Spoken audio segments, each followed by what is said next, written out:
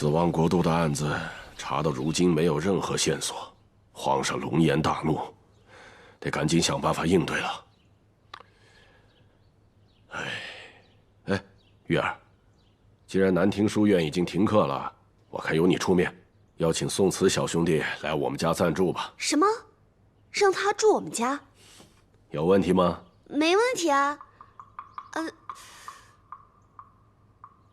我说，这问题虽然是没有，可是爹，这合适吗？妹妹，这关系到我们家族的安危，你就听爹的吧，去找下宋慈他们。这样啊，那我就去一下。我现在就去，现在就去。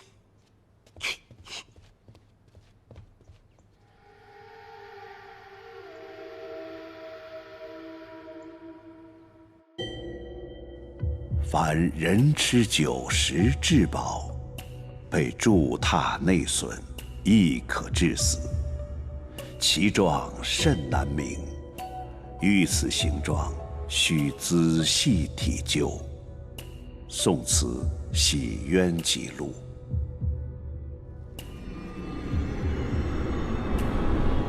原本羁押在大理寺的人都需要提前审判发落，但你父亲的案件，韩大人一直压着。皇上非常忌讳这件事，再加上多名朝臣弹劾，怕是没有几日就要审理他了。爹，子方，爹，爹，爹，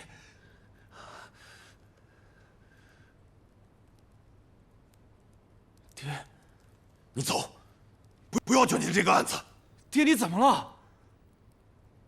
李将军，我是子方的朋友宋慈，请将阴兵借粮一案告诉我，我能还你清白。爹，你快说。没有真相，没有真相。哎，李大人，关于2个月前埋骨坡发生的阴兵借粮一案，你知道些什么？可以和这位宋慈兄弟说，这是太傅大人保荐的人。太傅大人，宋慈小兄弟破了建阳峡水的女鬼案，又帮朝廷破了燕回城的诅咒杀人案，太傅大人非常欣赏。相信阴兵借粮一案，宋慈小兄弟也能帮你解开。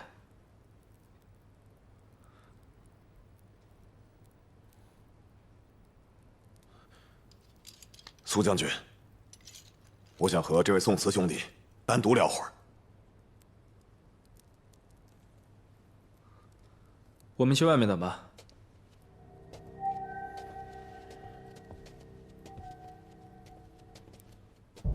你是聪明人，应该知道，这个世界根本就没有阴兵借粮，这所有的一切都是人做的。可就是因为这是人做的，才可怕。朝廷押运军粮，无论时间和路线，都是军事机密。即便是我这个朝廷的3品将军，也是在押运的头一天才知道。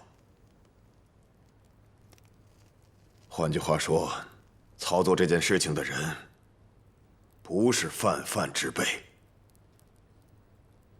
你再聪明，这件事情背后的人，怕你也是对付不了的。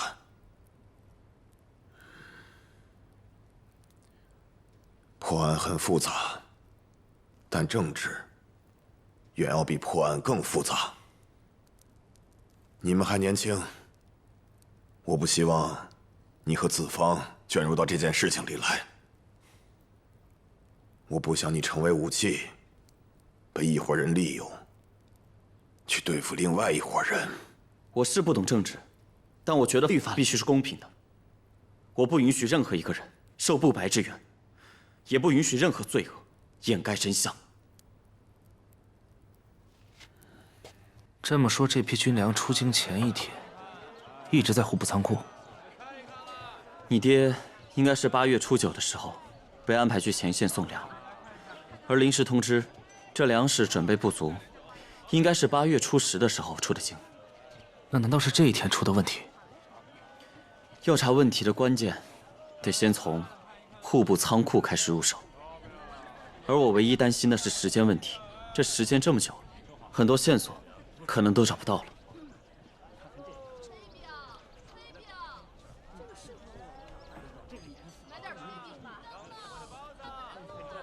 哎，这不沈姑娘吗？你怎么在这儿啊？你怎么来了？真是让我好找啊！我刚去客栈找你们来着。坐。看你们没在，我我给你倒就跟我姐一起找。哎，姐，你坐。你找我们啊？干嘛呀？是这样，家父感激宋公子和李公子一路上对小妹的照顾，得知南庭书院停课，所以特邀2位公子到府里居住。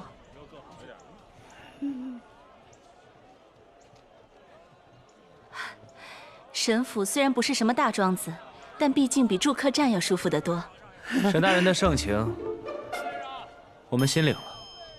是这样的，我们最近要调查一个案件，所以住在府上，进进出出不能。哎，其实住在沈府上也挺好的。你看，我们跟小神婆这么熟，也不尴尬，对吧？你看啊，这个京城客栈这么贵，住他们府上都免费，那就多谢姐姐了。哎呀，这有便宜不占大傻蛋。哎，白姐姐呀，原来你们都在这儿啊！白姑娘，你的事情忙完了？忙完了。我刚去了南庭书院，被告知暂时停课了，想着快来告诉你们。原来你们都在这儿，你们这是要去哪儿啊？哦，我来邀请宋大哥和李公子到我们家去住。既然白姐姐的事情也忙完了，就一起来吧。月儿，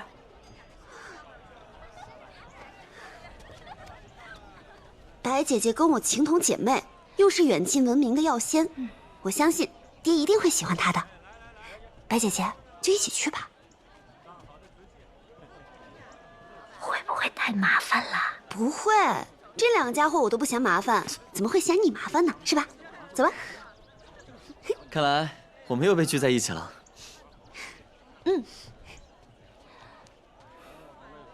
见过沈大人。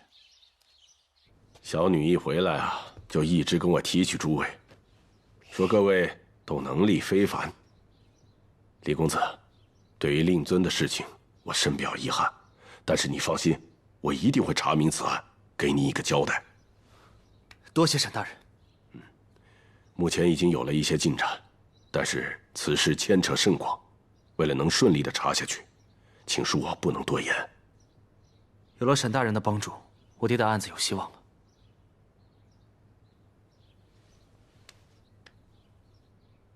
白姑娘，燕回城药仙之名，即便是在京城也是响当当的。今日得见姑娘风姿，确如上仙之名。沈大人谬赞了，小女子略懂药理而已，当不得药仙二字。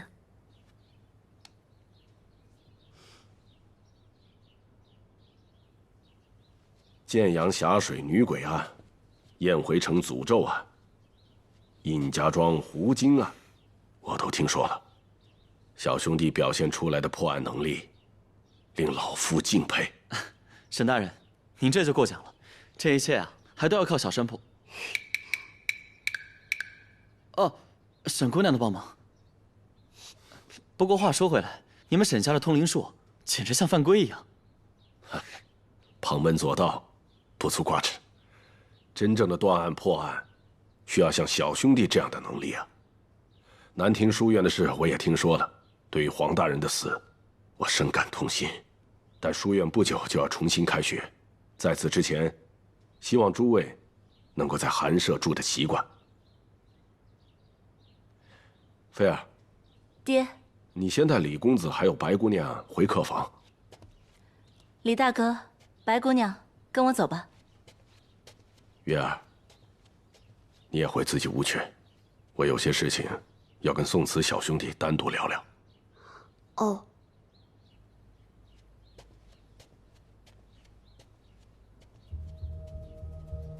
那5位死去的重臣死况如何？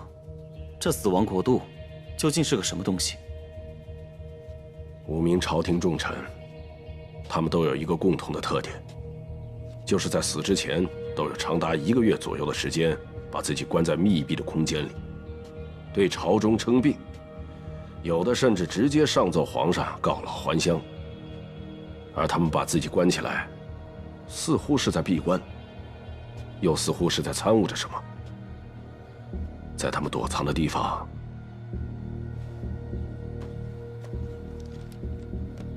都发现这个图案——死亡国度的标志。死亡国度应该是一个类似于邪教的组织。我查看过死去的中书侍郎柳延正的尸体，形如枯槁，瘦骨嶙峋。我打听过了，其他死者的死状也是一样。但这死者可有外伤？没有，这才是最为诡异的地方。您觉得这是怎么死的？皇上认定是邪虫作祟。我说的是，您觉得？我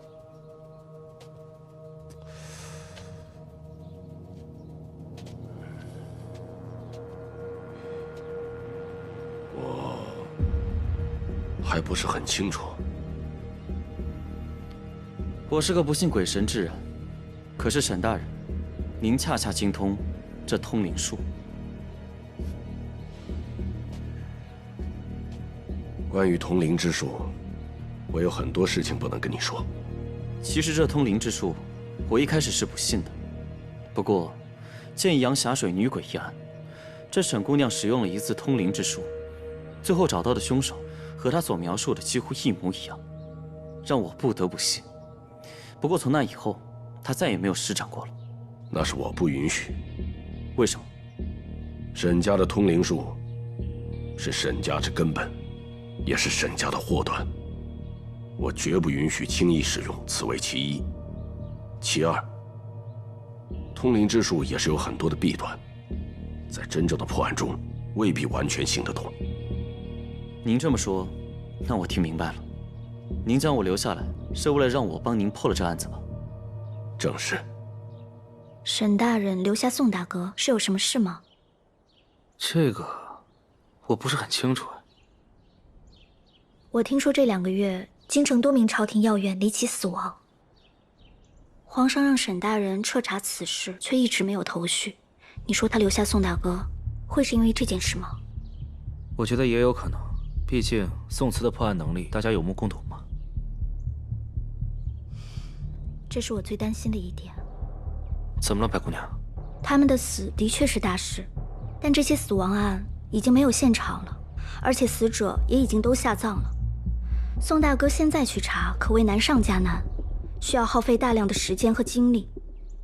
而且我认为，现在最重要的是阴兵借粮一案，一来是因为牵扯到李大哥的父亲，二来是阴兵借粮一案的发生，直接让皇上对抗金人的决心产生了动摇。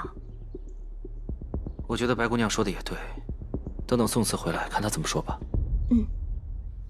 这个案子除了您在跟，还有谁在跟？天下第一神捕风不平。哦，对了，还有白姑娘。您说的白姑娘，可是白雪燕姑娘？是。白姑娘在离开京城之前，也曾被邀请对死者进行毒物检测，但所有的死者都不曾中毒。所以这白姑娘也参与了？对，是风捕头找来的。但这是好几个月之前的事情了。自从白姑娘离开了京城，这个案子就一直是风捕头在跟进。沈大人让你帮着查这个死亡国度的案子，你答应了吗？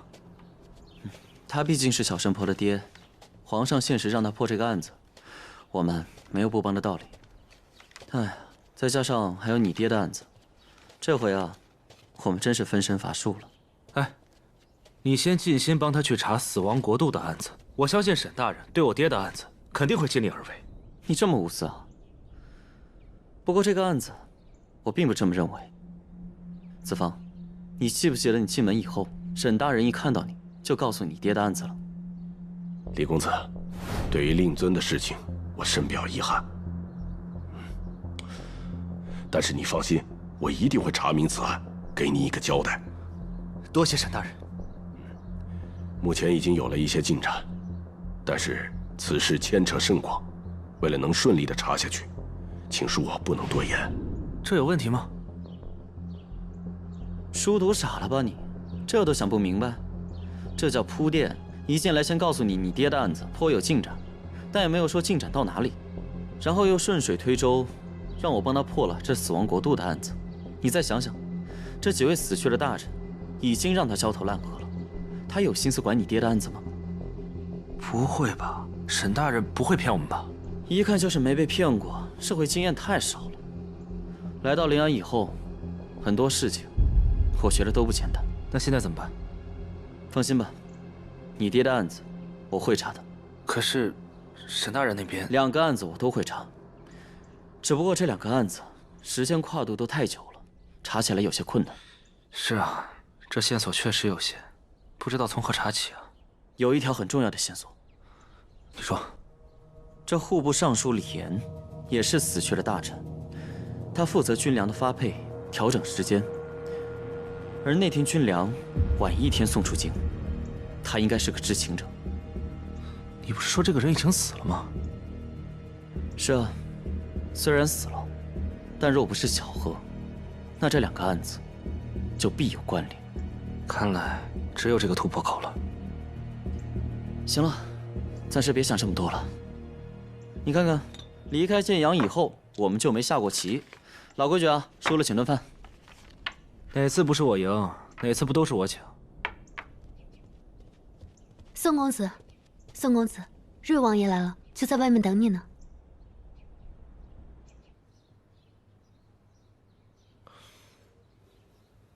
王爷请勿介意，我已着人去请宋公子了。至于你和小女的事，那是皇上钦点。如果王爷有什么不满意的地方，我们再从长计议。不，沈大人，你家小女，她非常优秀，我哪有不满意的地方啊？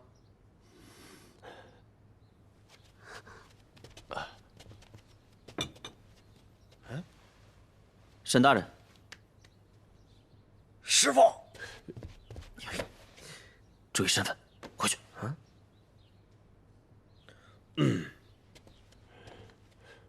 你小子来的正好，赶紧帮我探个案。六扇门的风捕头已经死了。什么？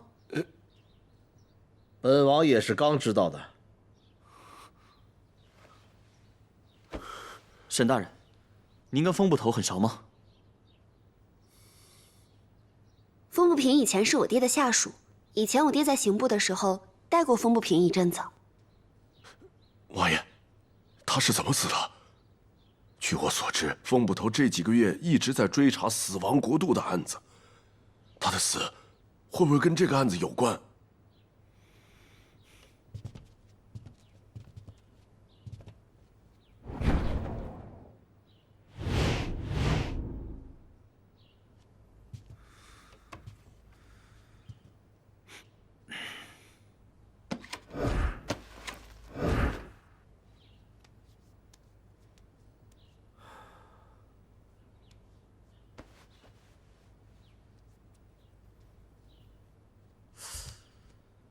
这死者身上没有外伤啊！师傅，刚才脱下来的玄武甲，是我父皇专门赐给风捕头的。眼角处有出血点，是窒息。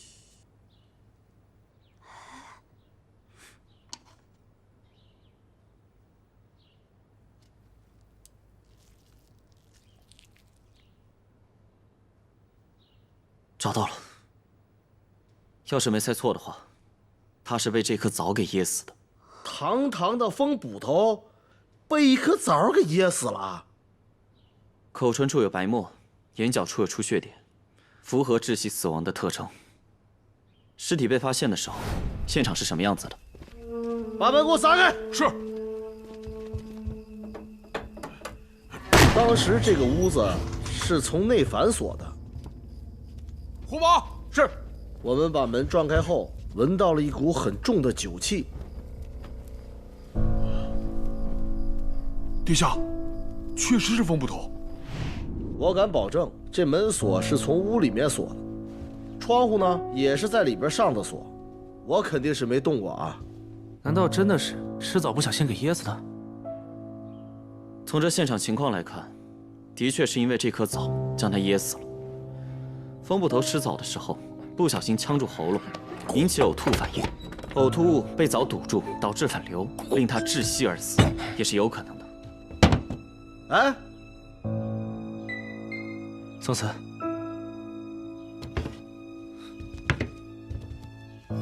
你看这个，这是死亡国度的标志。五位大人遇害的时候也有这个标志，现在又多了一个风捕头。师傅，我知道沈修灵一直让你帮着查死亡国度一案，阴兵借粮一案呢。我相信你为了李子芳，也一定会查的，对吗？没错，我答应了子芳和沈大人，2个案子都要查，而且我怀疑这2个案子肯定有关联。死亡国度一案已经死了5位大人了，而且都是主战派。这次风捕头也死了，算上他，应该是6个人了。5位都是主战派。沈修灵沈大人是以通灵术闻名的，而且一直都是坚定的主和派。5位大人的死法不似人力所能及的，因此朝中本就有不少人认为他和死亡国度案有关。而且这段时间他一直在查此案，已经3个月了，没有眉目，所以现在质疑他的人越来越多。他让你现在去查此案，我怀疑这里边会有问题。原本2派相争，我父皇呢更倾向于北伐。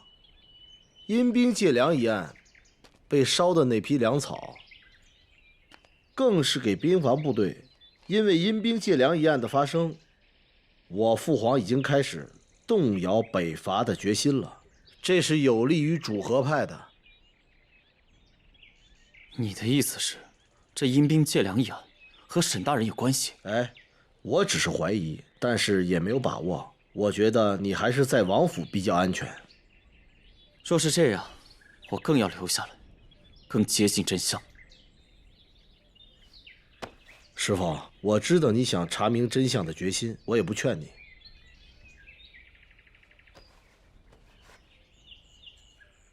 这是我的王令，也是我父皇赐的。你在临安查各种案子，拿着王令，就如我瑞王亲临，所有人都会给你打开方便之门的。这个案子，我一定会查个水落石出。能够让这朝廷6人死亡，这死亡国度的势力远超我们想象。前户部尚书李岩一定会成为我们的突破口。我去李岩家看看，看能不能找到可靠的消息。你呢？我去个地方。哎，怎么老这样都不告诉我？请让我进去。没有衙门的文书，不得入内。因为疫病的原因，大殿这段时间不会开放，你还是回去吧。那如果有这个，是不是就可以进去了？瑞王的令牌。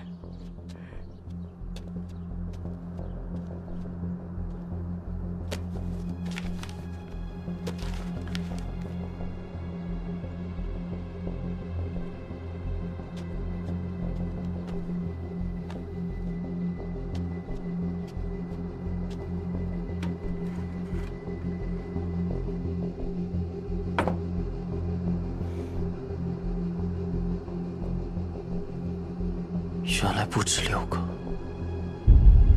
是7个。李岩那边调查到什么情况？李岩的妻子说了，说他在阴兵借粮的案子发生之前，已有半旬的时间称病没有去户部。所以说这个军粮根本就没有经过李岩的手。是的。谁？是我。沈姑娘，我们都那么熟悉了，不用亲自来叫我们吃饭。你以为我想叫你们呢？实在是我一个人太无聊了。小神婆，你爹在干嘛呢？关羽。云呢。这云有什么好看的？其实观云只是一种说法，沈大人应该是在观测天气吧？还是我白姐姐聪明。我爹说了，这通灵之术啊，讲究阴阳五行结合，天属阳，地属阴，不同的气候对通灵特别有帮助，所以必须精通天文。这沈大人还真是全才啊！我爹还说了，诸葛亮之所以能成为神一样的人物，就是因为他特别懂天时，能问天借风借雨，甚至借命。考得像不用还了一样。走吧，咱们吃完饭去户部仓库看看。好，走。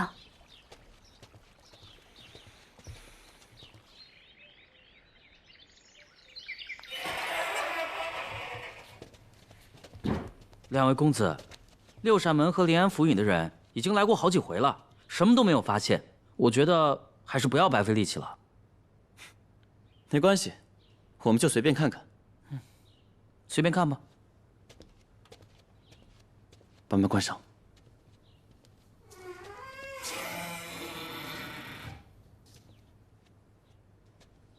你是怎么想的？我之前调查过，8月初8之前，这些粮食是由各州府上送到临安，统一囤放到这个仓库。仓库的门一直都是关着的，粮仓的钥匙只有2位主事者拿着，只有他们2个同时出现，才能把这粮仓门打开。没有别的出入口，只有这一个。这个通风口外是什么？我来之前看过，是一条河，离通风口有5丈高。一条河？子枫，你相信阴兵借粮这一说法吗？我当然不会，但当时我父亲带了很多士兵，都在这儿，所有的粮食都熄火了，很诡异。四周还出现了骷髅兵。我认为这个骷髅兵不过只是故弄玄虚，只要将骷髅套上盔甲，绑上木桩，再找几个人控制绳索，那这骷髅兵自然就动起来了。让我觉得诡异的是，这所有的粮食都起火，这是怎么回事？那你的意思是，这些粮食是由各州府亲自送来的，来自天下13路，由经略安抚使各自安排。你说，若几车粮食出了问题倒算了，但是所有粮食都出了问题，总不至于各路的经略安抚使都有问题吧？粮食起火是被人动了手脚，那只能是所有粮食到了户部之后吧？若是要动手脚，只能在这里。你看这个地方，无人看管，其他任何一个地方都是有人盯着的。再加上对所有粮食动手脚，这几乎不可能。但仓库外面全天都有人把守，何况这个通风口只有幼童肩膀大小，人是钻不进去的。难道是8月初9？这批军粮本应该是8月初9运往前线，但到最后是8月初10那天运出去的。如果要动手脚的话，应该是8月初9那天。那8月初9，2名户部主事的行踪呢？我让沈姑娘帮我们调查一下。子枫，这些粮车是什么情况？以前的粮食都被烧毁了，这些都是重新筹措的。去吧，找找线索。好。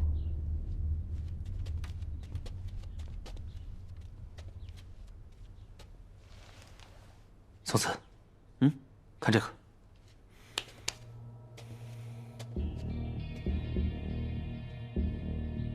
先包起来，带回去鉴定一下。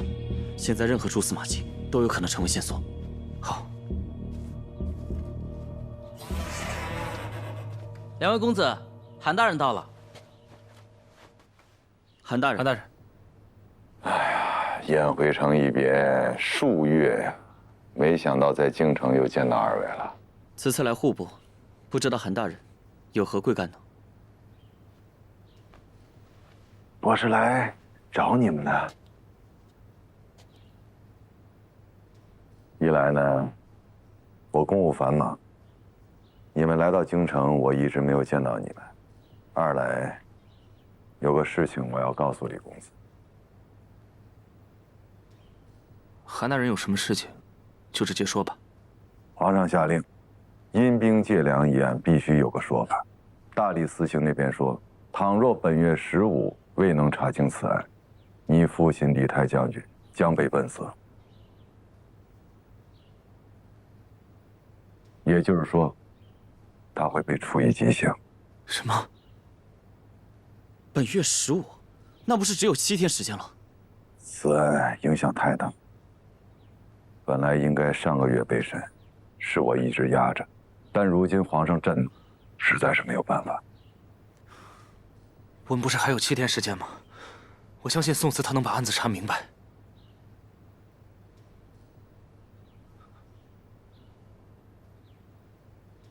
我听说瑞王殿下将自己的王令交给了宋慈兄弟啊。没错。我相信办案过程当中会方便很多，但是瑞王殿下只有爵位，却无官职。倘若朝臣不予以方便，你是不是也没有什么办法？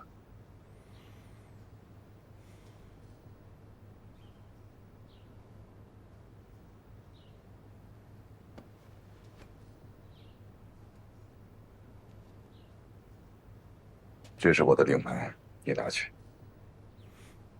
希望能够帮到你。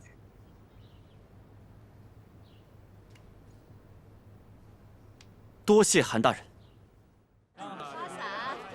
我总觉得有点奇怪，这阴兵借粮都过去1个月了，你爹本来只是被关着，毫无性命之忧，可当我们来了京城之后，便有了7日之限。那你的意思是，韩大人故意用7天时间逼我们破案？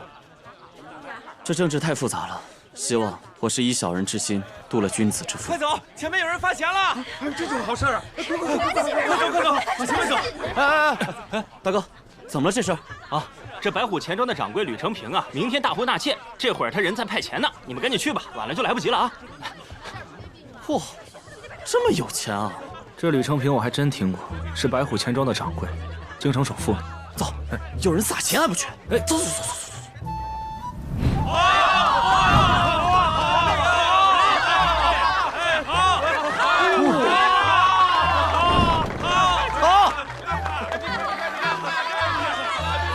这3个杂耍艺人最近在临安很有名气，尤其是那个表演柔术的女孩，全临安只有她能从这么小的铁环里钻来钻去。吕老爷专门请他们去戏院让她表演啊。吕老爷的女儿在皇宫里当妃子，她又是首富又是国丈，这辈子也算是值了。各位父老乡亲、街坊邻居们，大家好！明天就是我们吕老爷大婚的日子，我们吕老爷特别设了3天免费的流水席，特意给大家准备了服务钱。这么阔绰！给我！好的，服务钱来喽！